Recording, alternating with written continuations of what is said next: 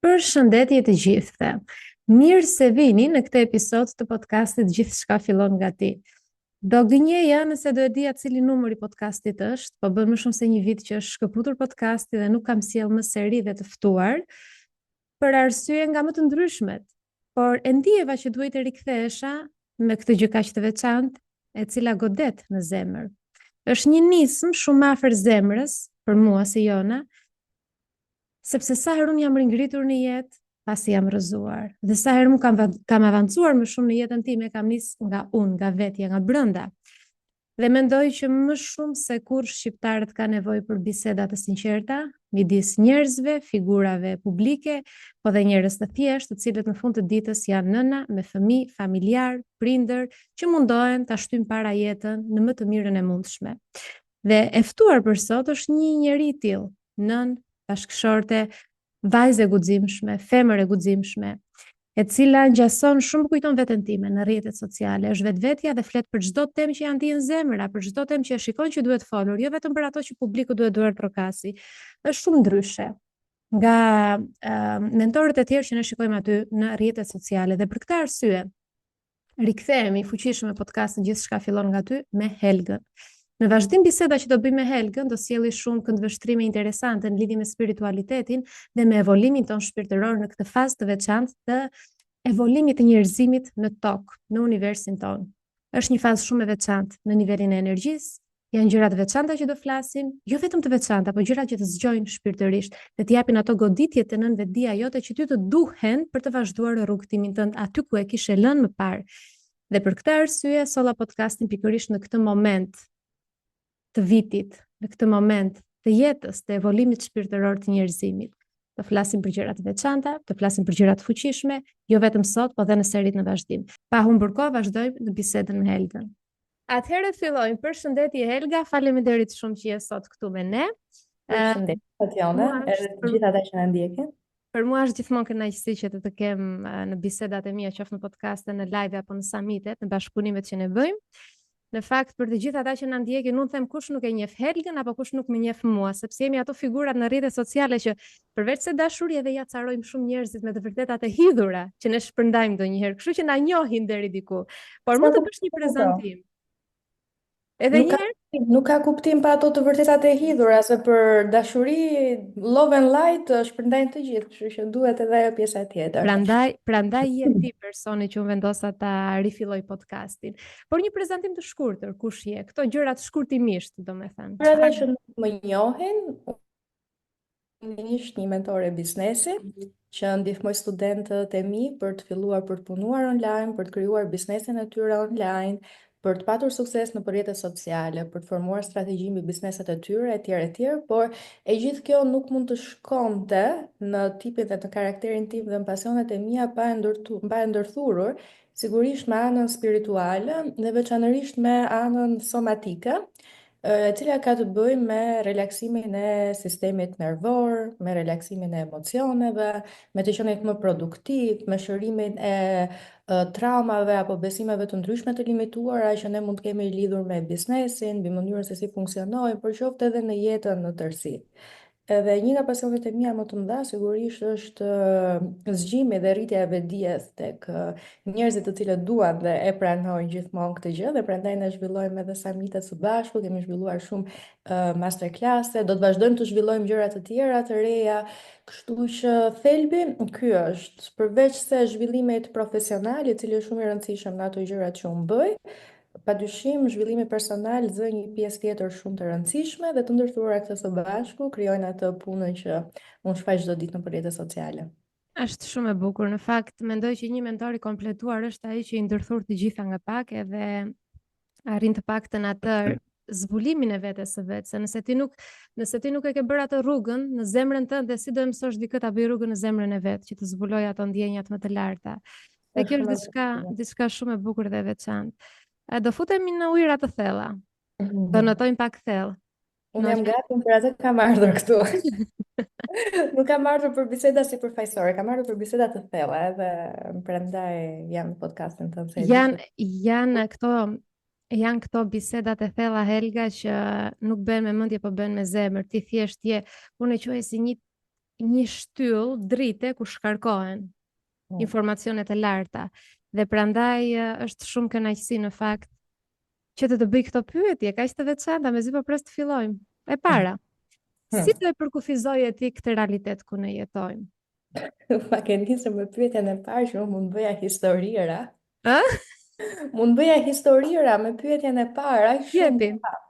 Po jo, nuk do bëja të historira shumë të gjata, dua të jap atë thelbin. Shiko,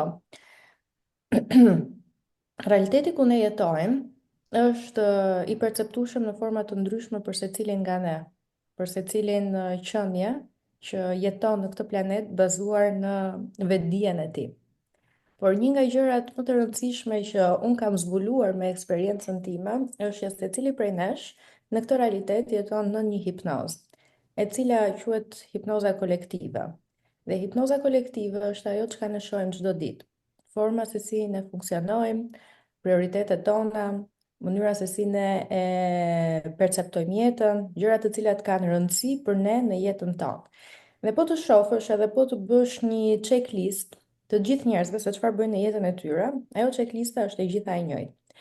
Shkolla, diploma, dashuria, martesa, krijimi i familjes, fëmijët, vazhdimi i jetës, me ato gjërat që ndodhin brenda atij caku caktuar, të paturit nipër dhe mbesa, plotësimi i jetës fëmijëve dhe suporti ndaj fëmijëve, pensioni dhe pastaj au revoir, pafshim. Unë pra po të shohim të gjithë kanë atë checklistën e njëjtë dhe kjo është ajo hipnoza kolektive, që të gjithë duan dhe preferojnë apo kanë si synim të kenë të njëjtat gjëra. Por, është edhe realiteti tjetër, që mund të jetë realiteti im, realiteti jot, realiteti shumë njerëzve të tjerë si ne, që mund të kenë zhvilluar një koshiencë më të lartë. Por kjo nuk do të thotë që as ne nuk jetojmë në një hipnozë. Por ajo që ka ndryshon është fakti që ne kemi krijuar një vetë hipnozë. Pra, jemi vetë hipnotizuar dhe kemi krijuar realitetin tonë, ku ajo checklista ndryshon në mënyrë drastike nga checklista e hipnozës kolektive. Dhe në realitetin ku ne jetojmë, ky është qëllimi, është një nga qëllimet, sepse siç thash ka shumë, por për mua është ai më i rëndësishme dhe prandaj po veçoj këtë, që të zgjohemi nga ajo hipnoza kolektive. Po pse Dhe u të zgjuam ne? Unë përse dhe u ti. Pse? Si? janë disa njerëz të cilët në mënyrë të pavetdijshme marrin ndoshta të paktën ajo që më ka ndodhur mua, marrin disa mesazhe një herë, e pranojnë ato mesazhin, e eksplorojnë se çfarë ndodh. Dhe futen në dimensione më të thella, se sa ai që mund të ekzistojë për momentin apo ai që ne njohim. Për shembull, unë, ti, mund ta kemi bërë nëpërmjet meditimit, mund ta kemi bërë nëpërmjet terapive të ndryshme që mund të kemi bërë, por fillimisht zakonisht ndodh gjithmonë nëpërmjet meditimit. Ndodh nëpërmjet të aksesuarit të mesazheve apo të një pjese të intuitës, të cilën ti nuk e ke të aksesueshme për ditë, e cila vjen nga syri jot i tretë, vjen nga third eye, vjen nga bota e padukshme, vjen nga ato çka ti shikon në mënyrë me ato që vjen nga gjërat që ti shikon, me ato që nuk shikohen në paraqitjen tënde. Që do thotë ai third eye është intuita jote. Është ajo gjëja që kur ty të ndodh diçka, ti thua ka për te i kësaj. Për shembull, një nga gjërat që mua më ka ndodhur dhe kam qenë shumë e vogël, ka qenë fakti që unë kur shkoja në shkollë, dhe kjo ka qenë ajo që ka më ka prekur edhe më ka nxitur që të mendoj ndryshe. Kam qenë shumë e talentuar në bërjen e eseve dhe secili prej nesh ka një talent të caktuar, që vjen një moment, sepse ne kur jemi fëmijë, jemi jashtë asaj hipnozës kolektive. Nuk jemi Patjetër. pjesë e saj, nuk e dim se çfarë ndodh. Dhe jemi në rrugën e duhur. Por vjen një moment që kjo hipnoza kolektive na prek edhe na. Dhe momenti kur mua do më prekte, pavarësisht se mund ta ketë prekur nga pak në momente të ndryshme, ishte kur unë shkruajta një ese në klasën fillore dhe isha shumë e talentuar në shkruajtjen e eseve dhe kisha shumë fantazi. Dhe eseja kishte jo në atë kohë, po gjithmonë kam përshtypjen, pavarësisht se unë e kam harruar tani dhe i bëj si të dua unë eset, hyrjen, shtjellimin, përfundimi, nuk e di, disa gjëra të tilla, dhe eseja ime nuk i përmbante këto, por ishte një ese çrregullt, por historia nga atë ese ishte më e bukur nga të gjitha. Dhe zysha mua nuk ma llogarit fare dhe më vendos 4. Dhe unë kur marr fletën e eses, atëharohem aq shumë dhe i them zyshës në mes të klasës, duhet të kem qenë një, nuk e di, 8-9 vjet, diçka e tillë, po kështu me këtë ton zëri që do bëj tani. Kush je ti të përcaktosh se si duhet të shkruaj unë esen time? Dhe ajo që çohet, i bjet ajo gjithë thot, Helga mbyll e gojën. Unë nuk e mbyll gojën, unë esen time do bëj si të dua unë. Pas Po ka të qenë shumë e bukur. po, ishte një zë brenda meje që më thoshte ti e di vetë se si bëjnë gjërat dhe nuk do jenë të tjerët ata që do t'i tregojnë gjërat se si duhet bëhen. Dhe le të themi ndoshta tani që flas me ty e kujtoj këtë gjë. Mund të jetë ky një moment që unë e kam refuzuar hipnozën kolektive. Pavarësisht se mund të ketë pas momente, shumë momente të tjera që mund ta kem pranuar, sepse këto janë momente të vogla ku rrethanat e jashtme ty nuk të krijojnë presion për ta pranuar. Për shembull, një hipnozë kolektive kur është e fortë dhe të krijon presion, është kur ti ke mungesa financiare, për shembull, kur rritesh, që duhet të jesh në jetë e vetme dhe je like, ok, dorëzohem, do bëj ato që kërkohet. Por unë në mes të kësaj prap arrita ta fut veten në këtë hipnozën time, në mes të kësaj gjës. Edhe Zero. për këtë kjo do dalë që shumë njerëz dorëzohen sepse dhe misioni i tyre në jetë është një tjetër nga ai që mund kemi unë, ti apo shumë të tjerë të cilët ndodhen mes nesh. Misioni i të cilëve është rritja e vetdijes në atë vend ku ata jetojnë. Por jo të gjithë e kanë këtë mision, misionet janë të ndryshme, por ne ndoshta kemi arritur të mbijetojmë kësaj hipnozës kolektive, gjithmonë sa herë që jemi futur ka dalë diçka që na ka nxjerrë jashtë saj, qoftë në mënyrë intuitive, por qoftë edhe personazhe të ndryshëm. Mua për shembull më ka ndodhur që kam takuar dhe njerëz të ndryshëm të cilët sikur baf, sikur më ka ngjuar një shpull që unë të dal nga aty. Janë si të dërguar, të Dërguar, cilët janë të janë për të të dërguar. rikujtuar. E di Kështu çfarë më që kujtove tani me fëmirin, sepse unë kam qenë shumë rebele, por nuk është se kisha këtë kreativitetin për të bërë gjëra të ndryshe, por më shumë kam pas energji shumë të gjallë, doja të kërceja, doja të bëja prezantime, kjo që bëj tani, por ah, gjithmonë mundoheshin të më zvogëlonin, të më fusnin në një kuti, sidomos babi ka qenë më shumë. Dhe mbaj me të gjithmonë thoshte, ndiq rrugën që duhet se do ngelesh pa bukë, do ngelesh pa punë, pa shkollë, gjëra të tilla. Kërcënime do me thënë me idenë që hajde ta ndihmoj fëmijën. Unë çfarë bëja? Jo që nuk e dëgjoja, po fshehur. Dhe thoja tani do e bëj fshehur dhe kërceja para pasqyrës. Kisha shumë pasion të kërceja, ose bëja prezantime, i flisja vetes para pasqyrës dhe thoja tani do ta bëj fshehur, por unë e di që do vi një moment edhe nuk do kemë frikë nga babi dhe nuk do ndikohem as nga njerëzit dhe unë do ta bëj hapur. Nuk e di nga po. më vinin. Kam qenë 8 apo 9 vjeçe, diçka e tillë, 10. Pastaj kur u futa në adoleshencë u shkëputa komplet, domethënë u hipnotizova nga kjo hipnoza kolektive shumë, shumë thellë, sepse nuk kisha, kam përjetuar bullizime të gjitha këto.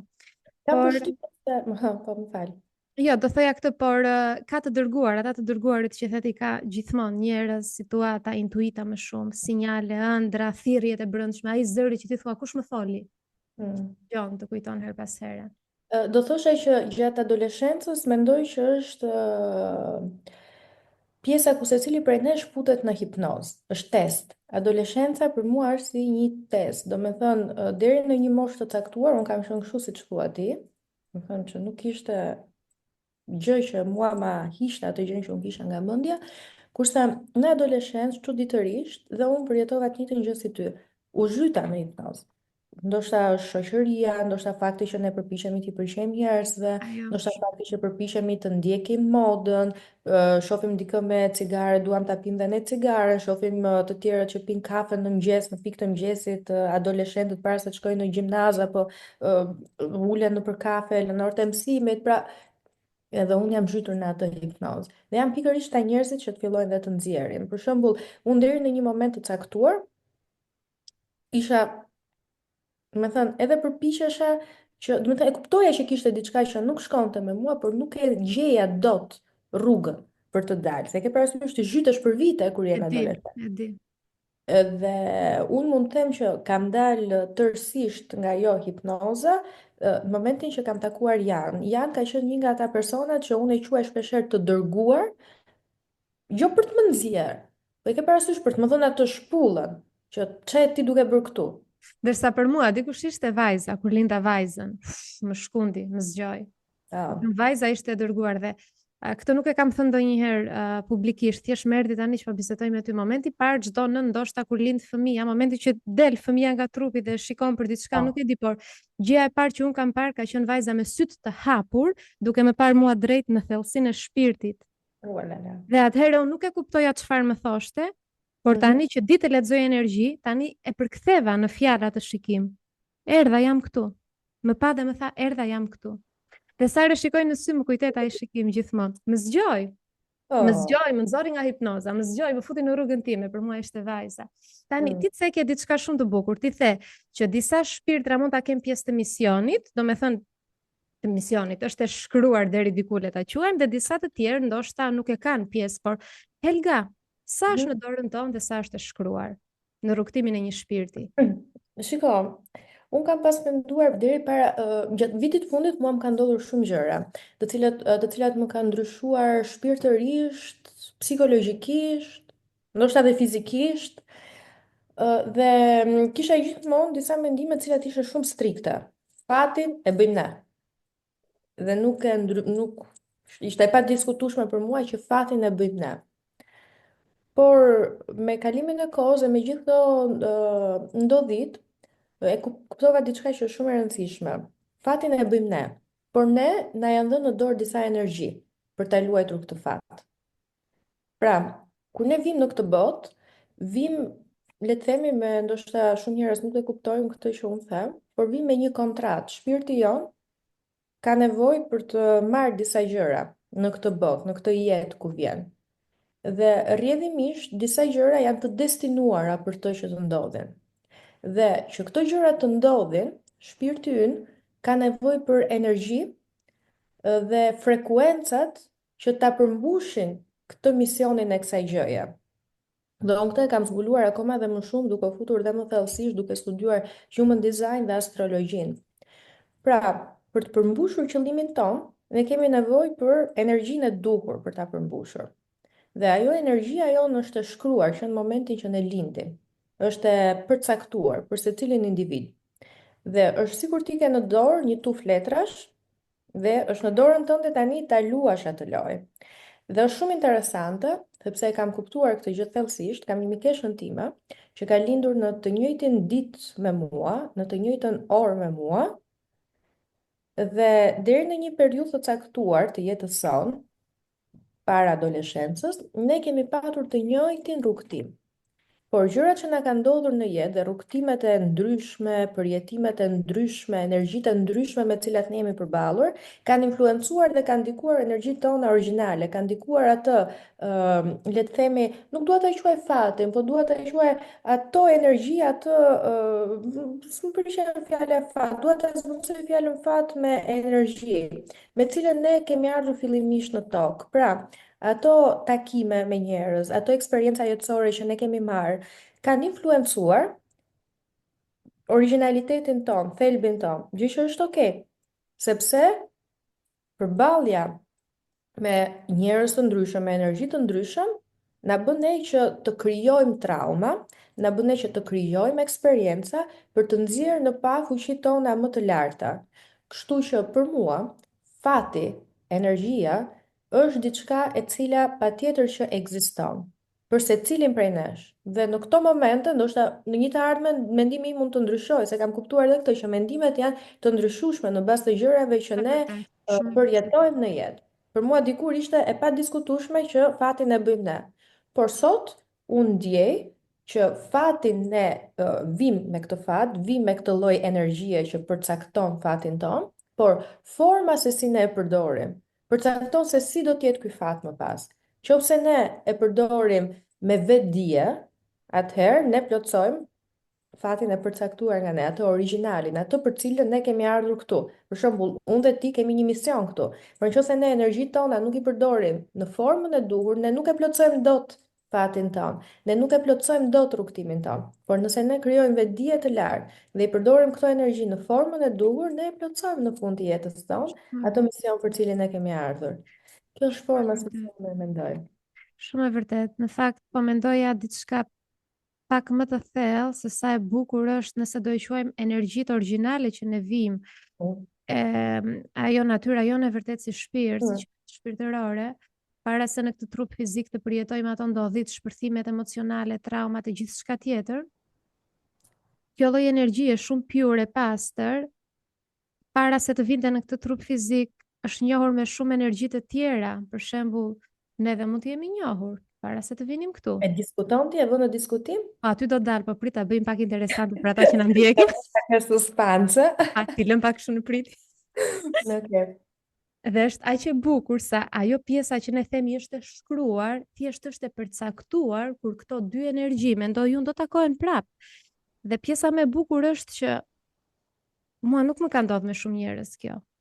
Mm. Më ka ndodhur me fëmijën tim, me njerëz shumë të afërt që jam lidh me ta në astral, por ajo gjë që ne kemi zbuluar me njëra tjetrën, e ke parasysh ai puzzle që kemi bërë një ditë, kemi bërë një puzzle, është puzzle energjie shumë i bukur, ai s'më ka ndodhur ndonjëherë, ëh. Mm. Ajo biseda e di shumë mirë, ishte diçka shumë e veçantë. Prandaj përfundimisht, shumë gjëra ne i kemi në dorë, por edhe shumë gjëra janë të përcaktuara. Dhe mendoj që ato gjërat e përcaktuara nuk janë që unë të rri në karrige për shembull dhe të them, tani Zoti ka përcaktuar që do mbushet banka ime me para, No, apo jo. do vi ai njeri që do më doj pa kushte mua. Harrojen. Po keq kuptojnë njerëzit, duhet t'ua shpjegojmë që ato gjërat e përcaktuara janë kur ti je në një moment që do zgjedhësh, të ndjekësh rrugën tënde të shpirtit apo të vazhdosh në këtë hipnozën kolektive, vjen një shenjë dhe të thotë, shiko, zgjohu. Dhe kjo është e shkruar, shenjat që ne marrim, udhëzimet që ne marrim, mendoj Ka unë. që ja të sqaroj diçka që ndoshta edhe ta kuptojnë akoma edhe më mirë. Kur flasim për fatin, nuk flasim për 3D dhe nuk flasim për gjëra materiale. Flasim për 5D dhe flasim për më lart, flasim për diçka më energjike, flasim për diçka më hyjnore. Pra, duhet që të heqim atë idenë që ka të bëjë me dashurinë, me paran, me shtëpinë, me vendin ku ti jeton. No, nuk ka të bëjë me 5 me 3D. Dhe këto janë gjitha 3D. Ka të bëjë me gjëra më të larta, ka të bëjë me mision shpirti, ka të bëjë me ndjesi, ka të bëjë me emocione, ka të bëjë me gjëra të cilat i përkasin një dimensioni më lartë. Me evolimin shpirtëror, që të jemi të qartë, me evolimin shpirtëror. Atëherë, unë fola pak për marrëdhënien që unë kisha, ose më saktë atë eksperiencën shumë të veçantë unike, momente që lindi vajza ime, por gjatë këtij rrugtimi, si nën, kam hasur edhe shumë sfida që ndonjëherë më është dukur sikur më kam bërë pak më të vështirë evolimin tim individual, por në aspektet e tjera më është dukur sikur mos të vinte vajza nuk do merrja këtë rrugë që kam ndërmarr. Helga, fëmijët ne na ndihmojnë apo ndonjëherë na pengojnë që të avancojmë shpirtërisht? Si e shikon? Unë nuk do thosha që na pengojnë, do thosha që është sfiduese. Do të thoshe që mund të ketë njerëz, mund të ketë shpirtra të cilët mund të evolojnë shumë më mirë pa patur një fëmijë.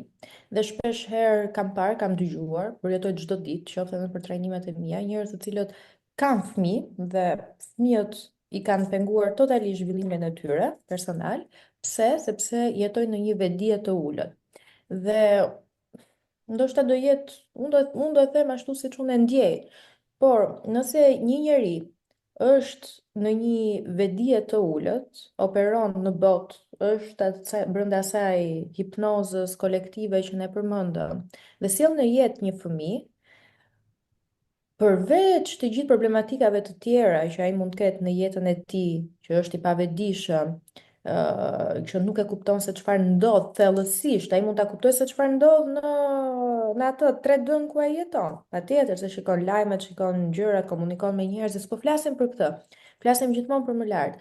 Dhe kur këtij personi i vjen në jetë edhe një fëmijë, ai e humbet akoma dhe më shumë lidhje me vete, sepse kur ty të vjen një fëmijë, ti je detyruar të shërbesh atij fëmijë, sepse e ke sjellë në jetë dhe është një qenie e cila nuk ka asnjë forcë, por varet totalisht nga ty. Dhe sa më shumë gjëra, sa më shumë njerëz të varen nga ty, aq më pak forcë ti ke tek vetja. Përkundrazi nga ana tjetër, kur një fëmijë vjen tek një prind që është, pastaj mund të ketë dhe raste si puna jote, që mund ta zgjojë sepse është kontrata që juve të dyja keni, Më është lidhje shqoj. shpirtërore që ju të dyja keni. Dhe kjo është tjetër gjë. kur po flasim për atë që ka ndodhur në përgjithësi, që ndonjëherë fëmia, femrën e zhyt akoma dhe më shumë në hipnozë. Sepse ajo nuk ka dalë akoma nga hipnoza. Një femër duhet të jetë e vetë zhvilluar, duhet të jetë e fuqizuar, duhet të jetë në potencialin e saj më të lartë si femër, që të ketë vetdijen e plotë, që tani është momenti për mua që unë të sjell një fëmijë në jetë. Ke shumë të E drejtë, ndonjëherë nuk e ka. më falë se të ndërpres, ke shumë të drejtë në këta aspektin që thua duhet të paktën të ketë bazat para se të bëhet nën, sepse unë vërtet isha në hipnozë kolektive, por i kisha bazat. Përveç se studimeve, gjithçka tjetër, Po, edhe kisha provuar dhe atë lirin financiare para se të po, bëhesha nën. Por një po. femër që është e varur nga babai i fëmijës, nga bashkëshorti, e ka shumë të vështirë që të lidhet me veten e saj të lartë. Në këtë E kënd vërtet humbasin. e humbasin, e Dhe humbasin. pastaj, nga ana tjetër, fëmijët për mua janë një mësim shpirtëror. Dhe unë po e shoh çdo ditë. E shoh veçanërisht me Glausin, që unë pretendoj që jam një prind i vetëdijshëm, jam një femër e vetëdijshme, e di shumë mirë se çfarë ndodh, ditë jetoj 3D, ditë jetoj në 5D, ditë jetoj në gjitha dimensionet e mundshme, por Glausi është tjetër gjë. Do me thënë, fëmijët për mua, të paktën me fëmijët që unë kam, më kanë sjellë që të dy përpara versione të ndryshme të vetes time të pashëruar akoma, të cilët më thonë çdo ditë, mama, ti duhet ta shërosh këtë version. Unë jam një njeri për shembull që shquhem për qetësi, jam një njeri që shquhem për vetdije, që i përballoj situatat në mënyrë më të lehtë dhe më të bukur të mundshme, por kur i them Glausit një herë, mos e bëj, mos e bëj, 3 herë mos e bëj, e mbaj deri tek 5-6 herë. Dhe kur ju lëras herën e 6, do të thënë që unë e ndjej në momentin që bërtas, që këtë që unë duhet ta shëroj tek vetja sepse nuk ndihem mirë, apo gjëra të cilat janë totalisht pasqyrimi i Helgës vogël. Dhe është e tmerrshme ngjashmëria e Glausit me mua kur un kam qenë e vogël. Kokforcia, shpirti i lirë, Glausi mund të dali nga shtëpia pa këpucë dhe t'ja fusi vrapi dhe t'je thret dhe ai nuk e kthen kokën, duhet vraposh për ta kapur. Me thënë, ndoshta këto i bëjnë gjithë fëmijët. Por një prind ndoshta nuk e ka problem, sepse nuk i ka patur sfidat e tij këto gjëra. Dhe unë për shembull kam qenë tipi Glausit, por prindrit e mi e kanë frenuar Analizuar aty po. lirinë dhe unë nuk e kam bërë atë që ka bërë Glausi. Dhe Helga e vogël kur e shikon Glausin që bën ashtu, ka atë dëshirën për ta bërë edhe ajo. Ndërkohë Helga e rritur ka atë, no, nuk duhet dalësh pak puc jashtë, hajde këtu. Pra, Kush e tha? Kush e tha që s'duhet të dalin pa këpucë? E thon njerëzit. Kushtet, kushtëzimet, shoqëria. jo, nuk është se unë mendoj këtë, Fatjona. Mua më shkon më thellë se sa kaq. Janë gjëra të cilat ndoshta unë mund t'i kam përjetuar gjatë gjithë fëmijërisë time dhe shkon për te e ka thënë shoqëria. Me thënë, t'ishte kaq, do ishte shumë e thjeshtë, sepse unë shoqërisë i kam thënë mirupafshim me kohë, por shkon më thellë se sa kaq dhe nuk e di se ku shkon. Nuk e kam zbuluar Të akoma se zbulosh. çfarë duhet bëj për ta përmirësuar këtë gjë. Sepse e shoh që është shumë e thellë sa kaq dhe fëmijët janë një rritje shumë e madhe shpirtërore kur ti je i vetëdijshëm dhe kur ti kap mesazhet e Shumë tyre. e vërtet, shumë e vërtet. Unë me vajzën e di kur u qetësova që shërova një version të vetes time kur e lash ti bënte gjërat ndryshe. Mm. Do thënë vajza ka ardhur me këto sfida, Panorea ka ardhur me këto sfida që të më mësoj mua se si është që ti jesh një fëmijë ndryshe, sepse unë kam qenë një fëmijë ndryshe, kam qenë shumë ndryshe nga njerëzit normal. Nuk doja të luaja me kukulla. Jo, ju prisja flokët, ju bija mustaqe, nuk doja, nuk shoqet e mia qepnin fustane, thoja si kam si pse se bëj dot unë diçka nuk shkon me mua, sepse më bën që të ndihesha keq për atë gjë që unë isha ndryshe, doja të lozja futboll me shokët, nuk doja të lozja me shoqe. Dhe këto ndryshime kanë qenë gjitha sferat dhe aspektet e zhvillimit tim, dhe në adoleshencë madje. Dhe kur erdhi vajza që më tregoi, shiko, mami, unë jam ndryshe, Mm. do me thënë, qoftë në aspektin e zhvillimit, në gjithë shka, po dhe në mënyrën se si dua t'i bëj gjërat, atë ajo më kujtoi veten, sepse unë dua t'i vesh fustan dhe ajo nuk më lë. Dhe unë në fillim më vinte inat, thoja kam vajzë, nuk i bëj dot bishtarleca, nuk i vesh dot fustane, siç bëjnë të gjithë, andaj këtej. Dhe për momentin ndalova, thash, një sekond, Jona, stop. Ti kur ishe e vogël, ai vishje fustanet? Jo, asnjëherë nuk doja. Doja të isha Mm. si çun. Dhe atë lejoje të jetë ashtu si do, por mua nuk më lejuan sepse duhet të futesh në atë standardin. Dhe kur e shërova këtë aspekt të vetes, e kam lë vajzën të bëj gjërat ndryshe. Do jetë standardi i ri për veten e vet. Këtu e Mm. shërova një version të vetes, po ka shumë versione të tjera që e ndijej vërtet që nuk i kam shëruar dhe kjo më ndihmon që të evoloj. Por Helga, sinqerisht, në shumë aspekte të tjerë më duket sikur rri shumë në 3D. Mm. Shqetësimi, a do zhvillohet fëmia, a jo, hëngri, nuk hëngri, të gjitha këto shqetësimet e prindërve, çfarë diskutuam ne para se të Janë fillojmë. ato të ngulura thellë tek ne. Unë për shembull kam të njëjtën gjë si ty. Unë e ndjej këtë gjë kur e kam probleme me Glausin. Ma Glausin unë e lë, por brenda vetes time, E unë ke kam atë luftë, pse time. e ke luftë akoma. Kam atë pse time që nuk di të ta shpjegoj dot me fjalë. Dhe kjo është vetdia e lartë. Kjo është vetdia e lartë, ta pranosh që ke akoma aspekte të vetes pa i shëruar. Dhe deri diku tani ne e kuptojmë që fëmijët tanë të paktën po na ndihmojnë të evolojmë. Pak Po, ndoshta më ngadalë po. se sa dikush që s'ka fëmijë, por po na ndihmojnë Unë mendoj që po na ndihmojnë shumë. Po na shumë. ndihmojnë shumë sepse mua për shembull më kanë vënë përpara gjithë gjërat dhe më kanë sfiduar sepse janë totalisht, domethënë që ata do ta bëjnë atë gjë, unë kam hequr dorë, i lë, domethënë Atena është si Panorea që s'bëhet fjalë, të veshë fustan. Çdo gjë që mund t'i pëlqejë asaj, mund të veshë pantallona, mund të veshë rrobat e Glausit, fillon pëlqen, shikon veten qesh, domethënë është dhe as nuk më shkon ndërmend që ta ndaloj. Por për brenda kam dhe unë këtë, është gocë. Mm. Duhet të lecat, unë i kam lecat, ajo mi kam mish. E thënë gjërat ato që përmend edhe ti. Gjithsesi jemi shumë, unë jam shumë mirënjohëse dhe të jemi shumë mirënjohës që kemi mundësuar ardhjen e një shpirti tjetër këtu në tokë, sepse ne dim, do kaloj edhe të pyetja e radhës, do e lidhe me atë, por femra është portal. Një femër është portal edhe sjell një shpirt tjetër dhe është e vetmja mënyrë që një shpirt të vinë nga ato dimensione këtu nëpërmjet femrës, trupit të femrës. Kështu që jemi shumë mirënjohës që këta shpirtra na kanë zgjedhë ne, se kanë ditur çka kanë zgjedhë, të themi atë që është për të thënë. Po Ju tani, për të Helga, theme. tani Helga, ideja është, kemi dëgjuar shumë muajt e fundit dhe jo vetëm me të dëgjuar, por me të ndier, unë e kam ndier, nuk është me njëjti realitet. Do me thënë sikur u zgjova një ditë dhe sikur nuk është me njëjta jetë që isha mësuar, nuk ndihet me njëjta, e ndiej shumë ndryshe.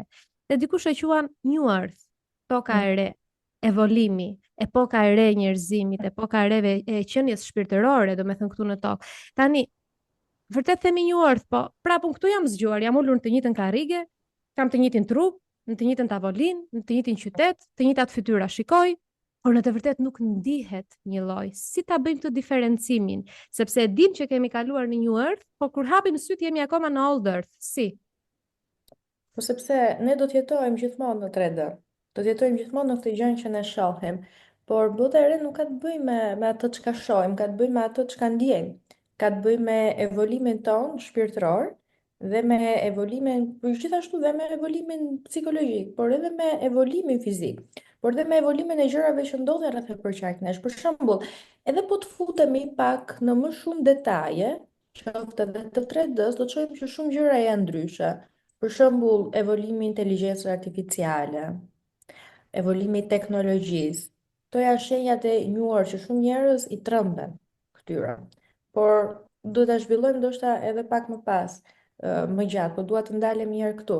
Pra, edhe fizikisht ka shumë indikator të njohurtit për dikë që e ka vetdijen e lartë edhe që ka një sy më tepër edhe që i shikon gjërat.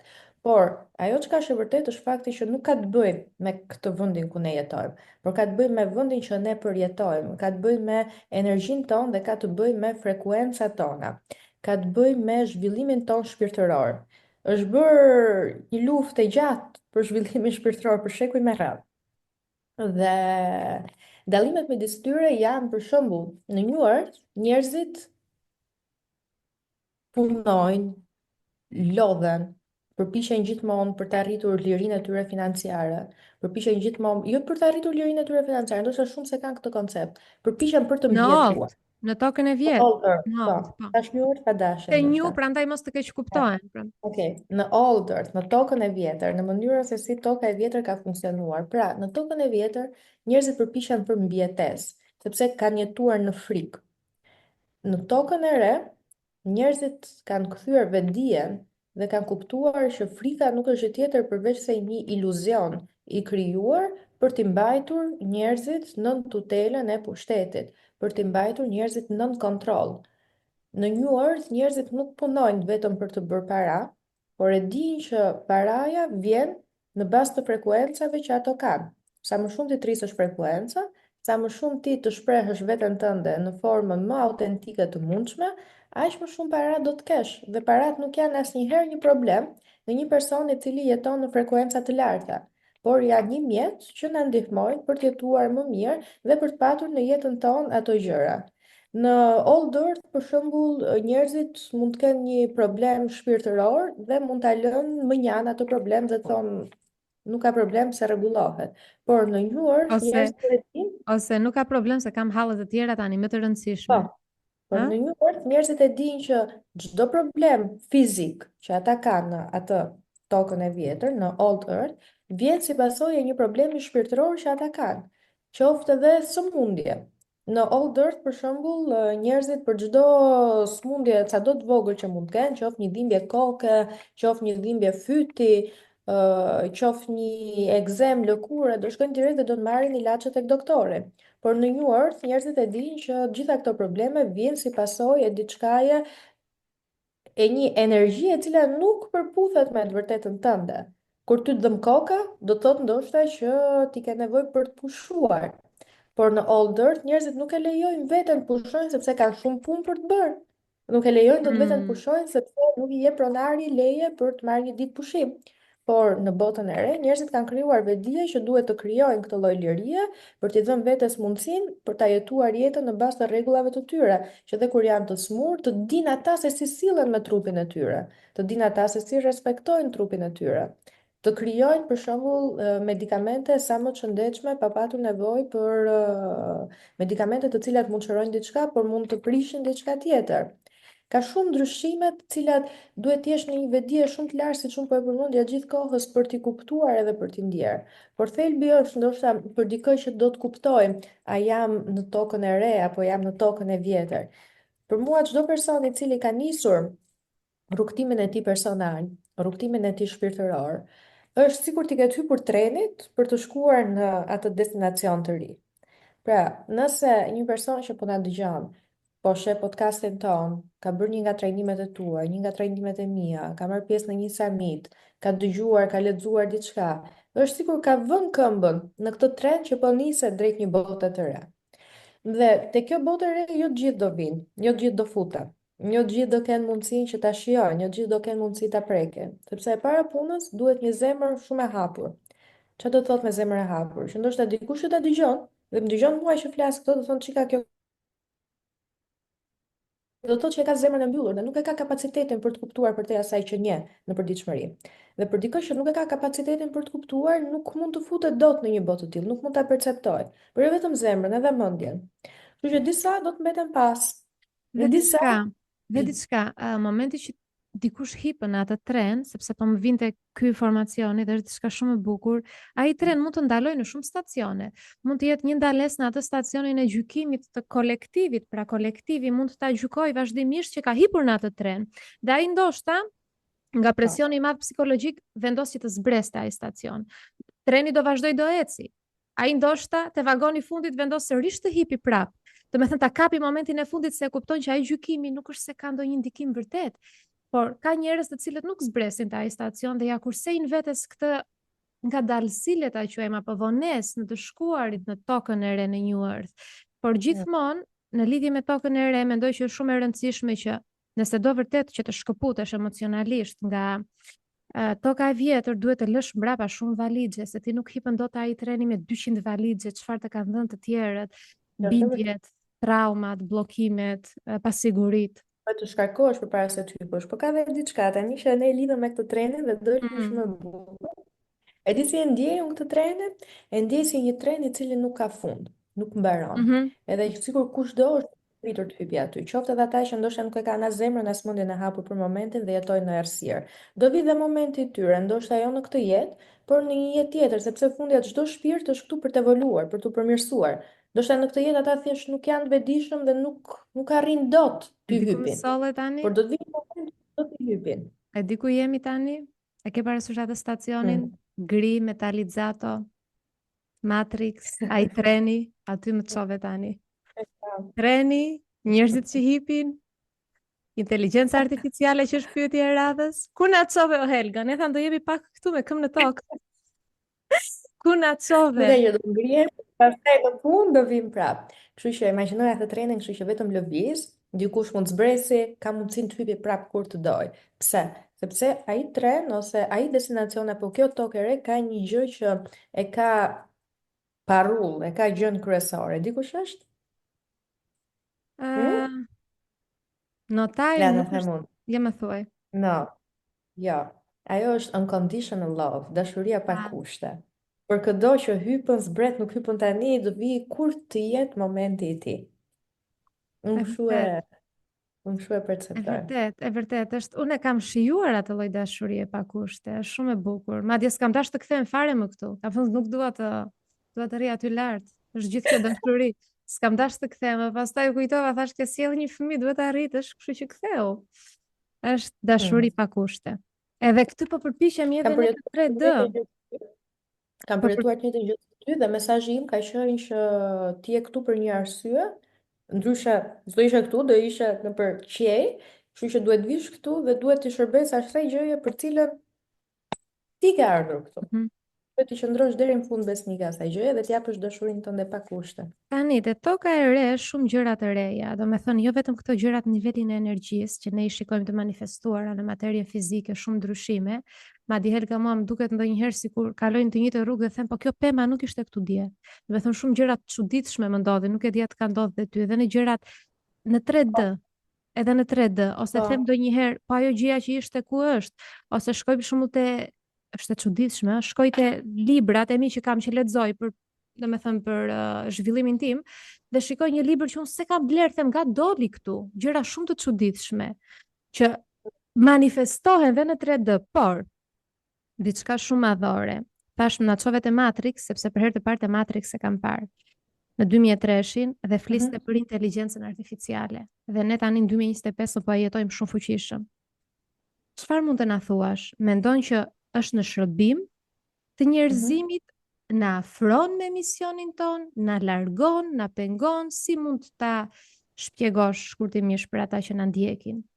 Është shumë interesante pyetja jote, sepse pikërisht pardje, po e diskutoja këtë gjë me Jan dhe po e diskutonim shumë intensivisht edhe shumë thellësisht, se cili prej nesh kishte ato perspektivat e tij dhe ndeshemi të dy me videon e një doktori. E një doktori shumë të njohur francez, nuk e mbaj mend emrin, i cili po shpjegonte që truri i njeriut funksionon në bazë të neuroneve dhe në bazë të punëve që njeriu bën, këto neurone vazhdojnë, aktivizohen, shumohen, përmirësohen, forcohen, por me futjen e inteligjencës artificiale, njeriu thoshte do të ketë shumë punë që nuk do t'i bëjmë ai, dhe kjo është e vërtetë. Mjekët do jenë robot, mësuesit do jenë robot, inxhinierët do jenë robot. Shumë profesione, do me thënë jo shumë profesione, por profesione do zbuncohen nga robot. Ndoshta do duket e çuditshme kjo që po them, por le të presim 10, 15, 20 vjet, do ta shohim se si do vazhdoj. Por është e padiskutueshme, është me fakte shkencore Po ndoshta, që më fal që të ndërpres, mos do jetë ajo epoka që ndoshta edhe ne nuk do kemi nevojë të komunikojmë kaq shumë, mjafton që ta aktivizojmë atë aftësinë që kemi, telepatin, e ndoshta nuk do jo, kemi nevojë të ushqemi aq shumë. do dalte kjo. Do dalte kjo. Ma lër një sekondë se është shumë e bukur, ajo që Jepi. dëgjova dhe ajo që merrti si mesazh pastaj. Pra thoshte që të gjitha këto profesione do zhduken. Ka qenë një nga doktorët që ka qenë shumë prezent gjatë kohës Covidit, ka parashikuar shumë gjëra, ka parashikuar për inteligjencën artificiale, etj, etj. Dhe po thoshte që shumë nga këto profesione do marrin në dorë robotët, edhe një dado do ta bëj robotin, nuk do ketë më nevojë të punësosh një dado. Dhe çfarë do të bëj njeriu, thoshte atëherë, dhe e linte videon duke thënë këtë gjë që neuronet tona do fiken, neuronet tona nuk do prodhohen më, trurin nuk do marrin më stimuj, dhe kjo për mua është e frikshme, thoshte. Dhe truri im në ato momente ishte çfarë po thot ky?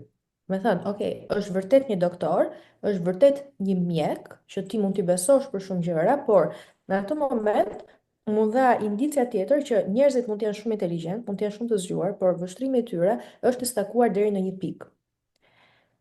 Po të shkosh pas në kohë, dhe të shkosh në epokën e gurit, ku njerëzit ndisnin zjarrin duke ja bërë kështu.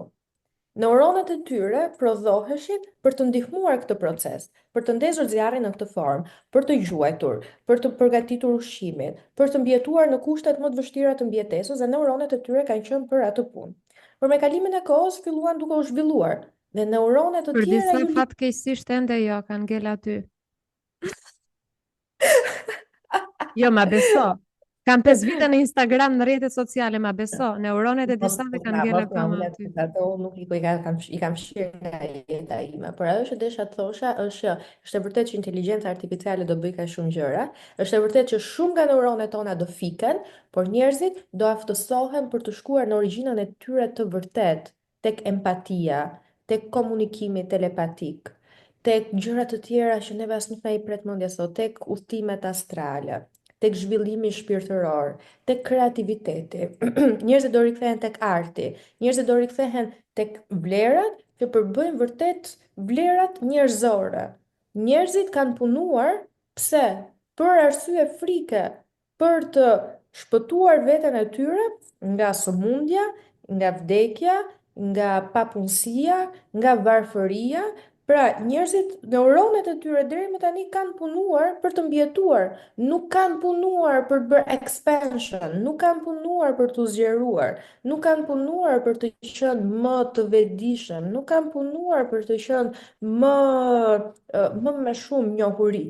Njohuritë e njerëzve arrin deri në një stad të caktuar, të gjithë njësoj, dhe të gjithëve ju punojnë neuronet njësoj. Dikujt më pak më shumë, por të gjithë janë në një stad. Inteligjenca artificiale do të jetë një ndihmë shumë e madhe për njerëzimin, e cila do na bëj që ne të kemi shumë më tepër liri dhe të fokusohemi në gjërat që vërtet kanë rëndësi për ne. Do të zvendçoj punët që njerëzit sot shkojnë, harxojnë orë të tëra në përpunë dhe nuk rikthehen tek pasionet e veta, kanë harruar shëndetin e tyre, kanë harruar psikologjinë e tyre, kanë harruar Po, gjendjen e tyre emocionale. shumë e vërtet, po fundja edhe në një robot jemi, sepse ne na duket shumë e çuditshme, themi do zhvendësojmë, po ti çfarë je, po unë çfarë jam? Çfarë është njeriu i ditëve të sotme? Një robot, po është një robot që i komandohet nga teknika, nga iluzione, siç është frika, siç është turpi, siç janë këto ndjesitë e ulta që ty të mbajnë në atë ciklin që ta marrin energjinë tënde, ta thithin dhe ty të ngelet energji fare për kreativitetin, për zemrën, dhe ti je gjithmonë në mendjen tënde analitike dhe je vazhdimisht i ushqyer nga frika. Pra ti je një robot që bindesh dhe energjinë tënde që ta ka dhënë universi ja jep dikujt tjetër që di se si të manipuloj. Fundja robot jemi. Unë deri diku jam trembur pak nga kjo ideja e inteligjencës artificiale, por shumë pak sekonda, se nuk është se di më se si ta përjetoj frikën, them drejtën. Unë jam dhe tani, për shembull, jam me ty këtu, them po sikur të vi një meteor diçka, do mbyll sy, do them hajde do shkoj aty te burimi. Nuk e përjetoj dot më frikën siç e kam përjetuar më parë. Por thjesht jam këto pikpyetjet që shiko se ke një fëmijë në jetë, e kupton, edhe si do jetë jeta për këtë fëmijë kur robot, inteligjencë artificiale, nga do bëj diferencën e njerëzores me robotikën, dhe pastaj kur kam analizuar pak më thellë pyeta veten, thash po ti robot je. Të kanë mësuar, të kanë dhënë një programim, një USB, që kur ishe fëmijë, 7 vitet e para të jetës, dhe ti funksionon në bazë të programit që ka ajo USB. Dhe unë e kam heq para 5 vitesh atë USB, jo plotësisht, ka ngel akoma programi, aty kam shumë për të pastruar, dhe po pyes veten, okay, tani çfarë do bëj? Çfarë bëhet më tej, se ne nuk dimë dhe si të veprojmë, Helga, edhe nëse do vinë ata robotët, ne nuk dimë si të veprojmë plotësisht. Vetëm kur lidhemi me vetet tonë të larta arrim deri diku. Por jemi ndonjëherë ngecemi, sidomos dikush që na ndjek në këto momente dhe është në fazën e parë, thotë këto janë të avancuara për mua. Po mirë, ti je në fazën e parë të zgjimit shpirtëror dhe ti nuk di si të veprosh. Është momentale. Të shfaqet rruga. Unë mendoj që çdo shpirti shfaqet rruga. Momenti që bën një meditim, momenti që merr pjesë në një trajnim, në një summit, lexon një libër, bën një projektim astral, tento të paktën, bën një hipnozë për jetët e mëparshme, tenton të paktën, se nuk është se patëm dhe ne sukses që në fillim, por kur arrin të futet në brendësi, ta çoj fokusin në brendësi, e kupton që do shfaqet rruga, edhe ajo krijesa robotike që ti je, do bëhet më njerëzore, sepse ne mendojmë se jemi njerëz, por ne nuk jemi njerëz, ne jemi robot. Ne bëhemi njerëz kur hapim zemrën, edhe bëhemi njerëz kur hipim te ai treni dhe nuk kemi frikë më që të shikojmë nëpër stacione ku ndalon treni, hec. Vetëm ec se ti e di ku shkon. Dhe më vjen mirë që është edhe dikush tjetër me të njëjtin mendim, edhe ndan të njëjtën ide se unë, Sepse ajo që unë do të thoshe, pasi përfundova atë që nisa, do ishte pikërisht kjo pyetje. Kush na siguron ne që ne nuk jemi robot? Si Sepse jemi? një qenie e cila është më avancuar se një robot, nuk prishet, nuk ka smundje, nuk ka probleme psikologjike, nuk ka glitch në kokë, nuk ka dhimbje muskujsh, nuk ka dhimbje nyjesh. Pse gjitha këto? Sepse është kjo që është brenda nesh që pranon komplet programimin. Mos futemi në historira të lashta dhe të flasim për gjëra të tjera, pse njeriu ka një tru, për çfarë i ka shërbyer dikur truri, etj, histori të cilat mund të jenë edhe pak si legjenda, po nuk ka problem, ndoshta mund të flasim në një moment tjetër se audienca ndoshta s'është gati për të shkuar aq larg, por që mënyra kryesore se si ne funksionojmë sot është në bazë të trurit. Dhe truri është një mjet i cili ne na jep mundësinë të jemi funksional në jetën e përditshme. Dhe njerëzit gjatë gjithë kohës e humbin kontaktin e dy gjërave më të rëndësishme që kemi, trurit dhe zemrës. Dhe për aq kohë sa ne funksionojmë vetëm me tru, manualisht, me ato se bën që ti the, pse ti nuk qen ke një robot ashtu si inteligjenca artificiale që mund të jetë robotike që nuk është e vërtetë etj. Ti nuk je duke jetuar të vërtetën tënde. Ti nuk je i vërtet me veten tënde. Ti je njësoj si një inteligjencë artificiale që është totalisht e komanduar. Inteligjenca artificiale nuk është e vërtet. Nuk ka dëshira, nuk ndjek pasionet e saj, nuk ka një zemër, nuk ka vetëdije të lartë, pavarësisht se do ketë vetëdije shumë më të lartë se sa e ka tani.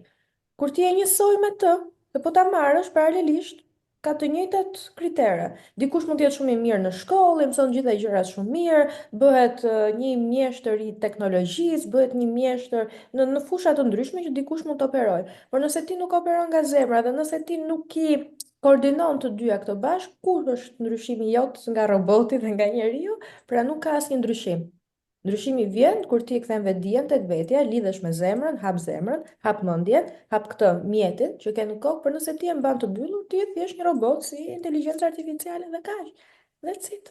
Shumë e vërtet. Është shumë e thjeshtë. Shumë e vërtet dhe shumë e bukur. Tani Helga, sfidat që kam hasur më së shumti në shpërndarjen e kësaj vetdijes së lartë, të cilën unë e kam marrë natyrshëm, ka ardhur natyrshëm. Jo aq lehtë, se ti e di, duhet të praktikosh meditime e gjithçka tjetër, duhet shumë disiplinë, duhet të detyrosh veten të bësh gjërat që të bëjnë të ndihesh mirë në energji të lartë, por ka ardhur natyrshëm te unë vetdia e lartë. Dhe sfida që kam pasur më shumë ka qenë me persona të cilët nuk e kanë pas këtë vetdije.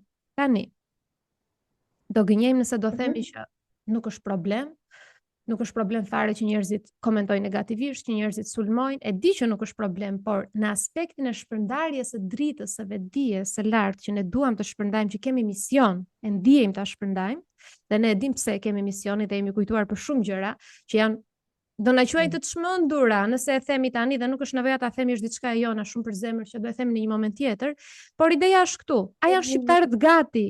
A janë shqiptarët gati për të avancuar, sepse me sulmet masive që po bëhen ndaj një vetdije të lartë, ndaj një mendje të hapur, ndaj një njeriu që flet me zemër në 2025-ën, ti e humbet shpresën. Ndonjëherë mua më duket se unë 2020-ën fillova masivisht në rrjetet sociale.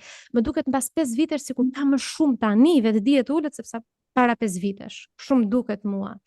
Çfarë mendimi mund të ndash me ne në lidhje me këtë çështje?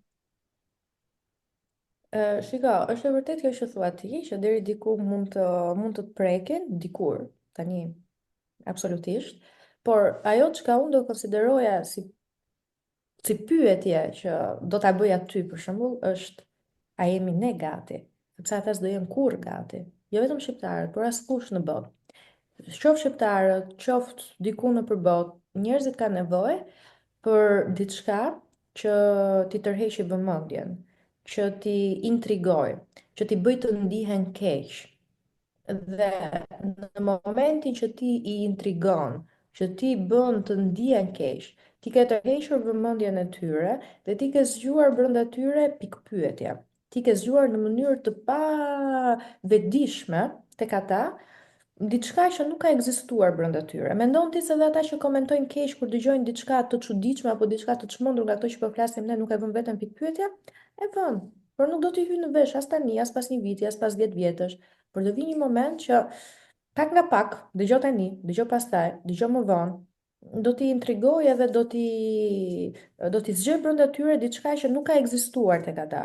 Unë mendoj që nuk janë kur gati. Por, a jemi ne gati? Kjo është e rëndësishme.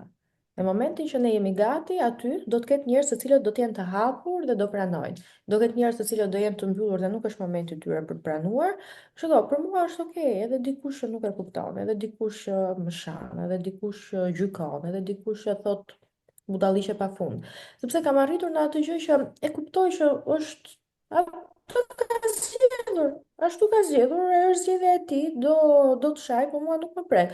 Un kam veshur atë që besoj e bën edhe ti, atë dritën time gold, dhe nuk më futet, nuk më prek, nuk më intereson. Madje shpesh herë më përpara më vinte edhe keq për këta persona.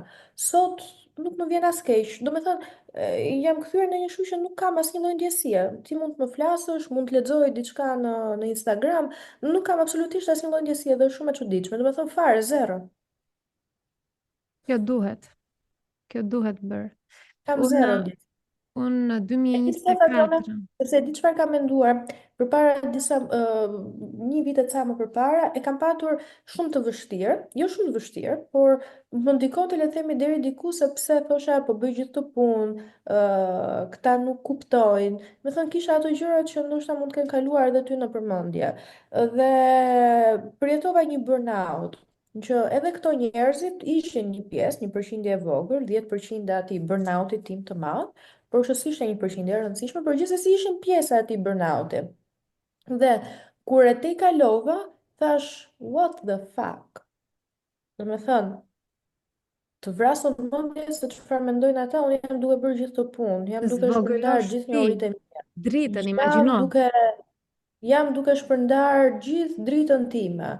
Jam duke bërë çdo gjë në mënyrë më të mirë të mundshme. Ndoshta dikujt nuk i pëlqen. Kjo është forma se si unë di. Më plasi mua se si pëlqen dikujt. Sorry, se unë kur flas edhe kështu. Mirë që s'tem ndonjë llaf tjetër. Jo, unë them mirë që gjeta një njeri tjetër që flet kështu, se deri tani kam qenë e vetme. Kështu që jepi. Kështu që të shqetësohem unë për ta, kur ata jetojnë në errësirë, në ignorancë, janë ignorant, janë idiot, janë të pakulturuar, nuk janë të zgjuar, janë në gjumin e Po tyre Helga, e letargjik. di pse, sepse më fal pak, edhe ti ke qenë në gjumë, por nuk ke qenë ofenduese, nuk e besoj. Edhe unë kam qenë në gjumë, por nuk ka qenë tendenca ime të sulmoj, të ofendoj, të bëj të ndihet keq dikë tjetër.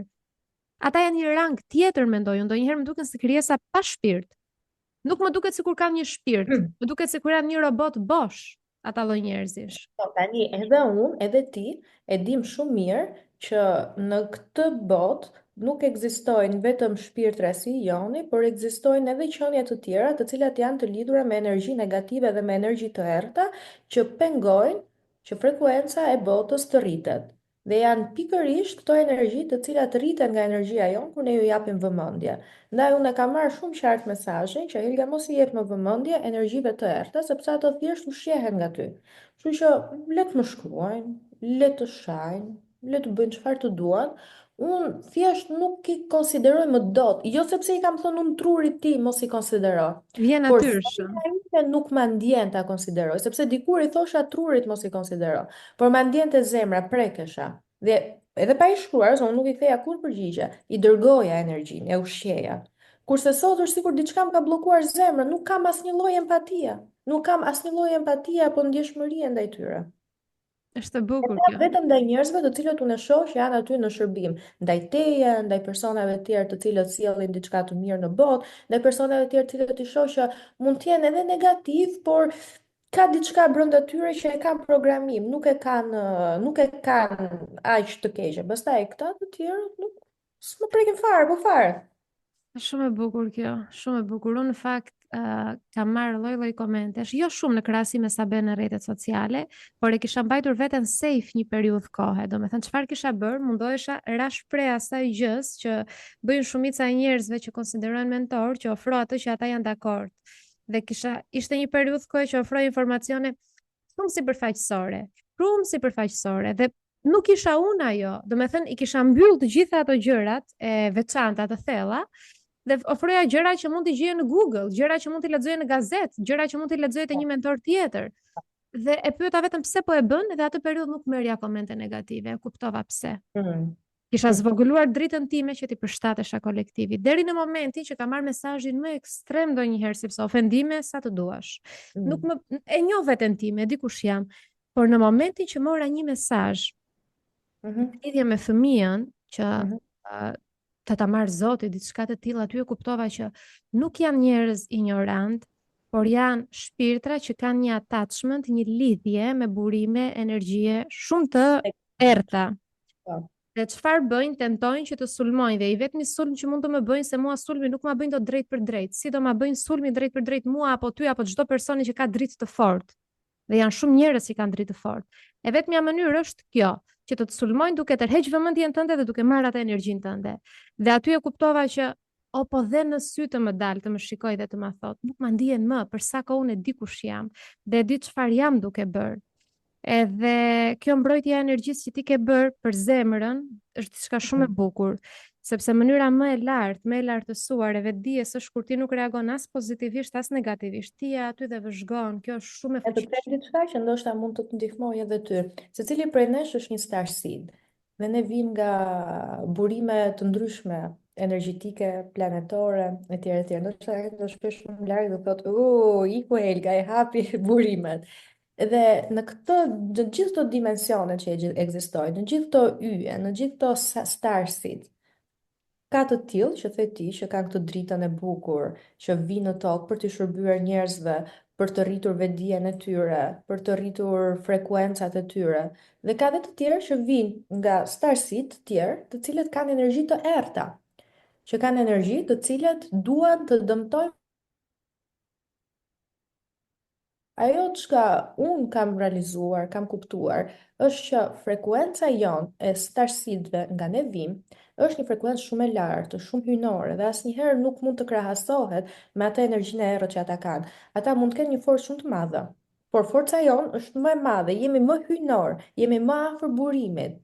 Kështu që unë thjesht i shoh në atë astralin tim, e shoh se kush janë, i di shumë mirë se nga vinë, dhe thjesht duke e kuptuar kush janë dhe nga vinë.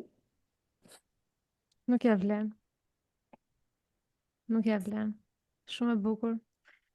Helga Çaçani, ku e gjen Mm. ti frymëzimin që çdo ditë shkëlqen? Dhe shkëlqen në mënyrën tënde të drejtë për drejtë, në mënyrën tënde unike, jo në mënyrën që janë mësuar shqiptarët. Ku e gjen Mm. frymëzimin? Ku e gjem frymëzime? Shiko, mua më frymëzon jeta e përditshme.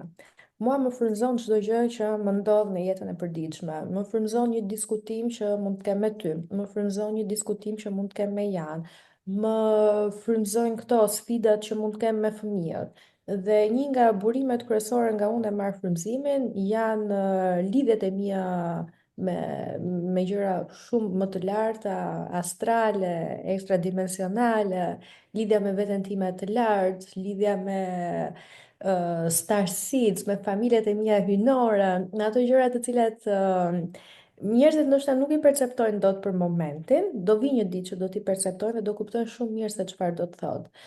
Shumë njerëz bëjnë pikërisht këtë pyetjen që ti ke dhe zakonisht njerëzit japin ato përgjigjet bazike që mund të jenë gjërat toksore që pa diskutim na frymëzojnë, ashtu siç unë thash, edhe bisedat që bëjmë së bashku më frymëzon, edhe kur dal edhe shoh diçka më frymëzon, natyra më frymëzon, por ka edhe diçka tjetër përtej kësaj.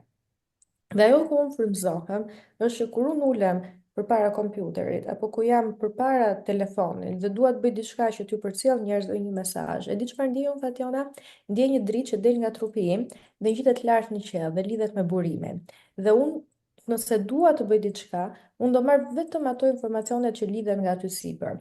Dhe çdo gjë që mua më ndodh rreth e përqark, do pyes gjithmonë veten, rezonon kjo gjë me mua apo po e bëj thjesht sepse dua të bëj një post në Instagram? Apo thjesht sepse jam pa postime sot dhe hajde po bëj diçka. E kam bërë edhe këtë gjë thjesht për të angazhuar algoritmin, por i kam thënë stopit jo sepse nuk më ka rezonuar më. Dhe një nga gjërat që unë nuk do kompromentoja më kurrë në punën që unë bëj është autenticiteti. Nuk do bëja më dot asnjë gjë bazike thjesht për të rritur followersat e mi, thjesht për të marrë like, dhe po ta shohësh dikur kam pas bërë dhe gjëra për të marrë thjesht like. sepse ka qenë ajo dëshira për të bërë gjëra. Dhe i kam thënë jo kësaj gjëre. Preferoj të më shohin dhe të jenë dakord me mua 200-300 veta, dhe sa të shohin një postim monoton, që dhe një kalama e di, dhe të marrë 5.000 like. Never, ever. Nuk e bëj atë. O do shërbejmë, o do bëjmë sikur dhe do plotësojmë egon tonë. Dhe të jemi një Kështu më që shumë, hm? ose do jemi unik, ose do jemi një më Jo shumë. kam hequr dorë. Nëse dua të bëj diçka, do lidhem me ato lart, do pyes këto gjëra që un kam diskutuar me Jan, me Fationën, kam bërë fëmijët, kam parë nga natyra, nga këto, më rezonojnë me të vërtetën time? Po. Okay, let's go. Shumë frymëzuese. Shumë frymëzuese roli që ti ke marrë në shoqërinë shqiptare, edhe un jam shumë e lumtur edhe mirënjohëse në fakt që kam një mikesh shpirtërore përtej këtij dimensioni, që sjellim gjëra shumë të bukura në këtë dimension. Për të gjithë Gjithashtu. ata, për të gjithë ata që po na ndjekin në këto momente, un dua në fakt të informoj edhe për gjërat e bukura që ne po sjellim, që të kenë dijeni edhe të dinë ku të na gjejnë, që të marrin më shumë nga kjo energjia e lartë. Tani mund të informosh për summitin, për datat e summitit të cilat janë. Atëherë, ne do të zhvillojmë një summit i cili quhet Devi Spark Summit dhe ka të bëjë kryesisht me rizgjimin e energjisë femërore, manifestimin, magnetizimin, karmat, pastrimin e karmave, parat, biznesin, financat, etj. Etj. Është një summit i cili është organizuar për femrat në fakt, por do doja që të kishim sa më shumë meshkuj prezent, sepse meshkujt janë ata që suportojnë dhe jo lejojnë, se s'është se femra ka nevojë për t'u lejuar nga mashkulli, por e suportojnë dhe e ndjejnë femrën të ndihet e mbrojtur për t'u zhvilluar akoma dhe më shumë. Unë them gjithmonë që femrat komandojnë hyjnoren, meshkujt komandojnë toksoren, dhe të dy së bashku kanë nevojë për njëri tjetrin. Kështu që dua që kjo vetdije të zgjohet edhe tek meshkujt përveç se tek femrat, kështu që absolutisht është edhe për meshkujt. Do të zhvillohet në datat 11, 12 dhe 13 në orën 8:30. Do jemi në Në Zoom, mbrëmje, 8:30 në mbrëmje. në mbrëmje. Ti Fatjona do t'jesh në datën 13, mos gaboj. 13, po, jam 13 13 jam jemi unë. me biseda të thella, kështu që ju ftojmë që të regjistroheni, jeni tek Instagrami im, aty kam vendosur linkun, dhe mjafton të klikoni linku në bio dhe regjistroheni direkt në Summit. Por nëse nuk arrini dot, shkruani ose Fatjonës Dhe më ose mua. shkruajnë mua, pa merak, më kanë shkruar shumë në fakt. Ideja Super. është që jemi ndër të vetmet mentore që ofrojmë kaq shumë falas, kaq shumë dije, energji, frekuenca në mënyrë kolektive. Unë kam vendosur përveç se pjesës së summitit që është shumë kënaqësi sa herë ti më fton dhe bëjmë biseda shumë të thella, na ecën kjo energjia. Shumë Po, mirë po. gjatë Do të bëj bisedave. vazhdimisht. Do bëjmë vazhdimisht. Kam vendosur që të ofroj, nuk e di ke para apo jo, nga data 7 deri në 11 do Po. jem 5 ditë live duke bërë hipnoza, meditime, vizualizime, ku do e gjej energjinë, e di që e kam, do e gjej Do t'i patjetër. bësh në Instagram tu apo Në në Zoom? Instagram, në Instagram, do i bëj në Instagram, sepse dua që të godas edhe te ai që nuk është gati. Unë i mbyll komentet se nuk dua të shpërqendrohem, por nga data 7 deri në 13 jemi full. 7 deri në 11 janë te unë, pastaj nga data 11 deri në 13 janë te ty. Do me thënë jeni shqiptari, ka mundësi të marri sa më shumë frekuenca të bukura. Rrënjosje të hipnozës. Kështu që Kalime të dimensione të tjera, shpresoj. Shpresoj që sa më patjetër. shumë ta përqafojnë edhe të bëhen pjesë. Unë të falenderoj shumë që ti gjete kohën si Edhe nën unë me të fëmijë, me biznes, edhe shumë garkes e di. edhe Jam me e një qenë. kështu që është shumë kënaqësi në fakt që gjithmonë gjyn kohën edhe bisedojmë bashkë. Megjithatë dua të rikujtoj atij personi që na ndjek në këto momente dhe ne mund t'i dukemi shumë femra të arrira apo të qeta si ja kanë dalë, në fund të ditës jemi dy njerëz të thjeshtë që lidhemi me veten tonë më të lartë, lidhemi me burimin krijuesin, Zotin, universin, mund ta quajmë si të duam ose me origjinën e shpirtit tonë, dhe mundohemi të sjellim atë dritën tonë në mënyrën sa më të thjeshtë të mundshme. Prandaj këto biseda ndoshta mund të ngacmojnë diçka te ty që të duket e çuditshme, jepi vetes tënde kohë, mos e shtysi informacion, po të paktën dëgjoj edhe analizoj e dal nga dal. Ky është Dua mesazhi. të shtoj diçka që këto lloj bisedash ka nevojë për procesim, ka nevojë për integrim. Do të thënë, nëse ne thjesht e dëgjojmë dhe nuk mund të ketë edhe që nuk e pranojmë, por nëse e dëgjojmë dhe përpiqemi që të jemi pjesë e këtyre gjërave që unë dhe Fatjona folëm, ndonjëherë nuk është e pamundur të funksionojë, sepse çdo gjë ka nevojë për integrim, që do të thotë gjërat duhet marrë step by step, duhet marrë hap pas hapi, duhet kuptuar pak nga pak, duhet filluar të marrësh pjesë në për samite, në për live që do bëj Fationa, në për gjëra që ti të fillosh edhe të rrisësh pak nga pak atë vetdijen tënde. Asnjë gjë nuk do të vi direkt. Integrim, pak nga pak. Dëgjo, integro diçka, nesër dëgjon diçka tjetër, integron diçka tjetër. Në Edhe ta mënyrë të mbyllim, shëndetshme. edhe ta mbyllim me këtë shprehjen që është dhe titulli i podcastit, gjithçka fillon nga ti, je ti personi përgjegjës që do ndihmosh veten të evoluosh shpirtërisht, por dhe njëri kujtes që asgjë nuk ndodhe rastësisht në këtë dimension ku ne jetojmë, nuk ishte rastësi që ti ndoqe këtë bisedë, që po njihesh me mua dhe me Helgën. Ne të mirpresim te Instagrami im Fationa Cici, Instagrami Helgës Helga Çaçani. Edhe kemi shumë dashuri dhe shumë dije dhe energji të lartë për të ofruar. Kështu që bashkë do shihemi në episodin në vazhdim. Helga, të dërgoj shumë dashuri. Edhe unë për ju. Faleminderit Fationa për ftesën.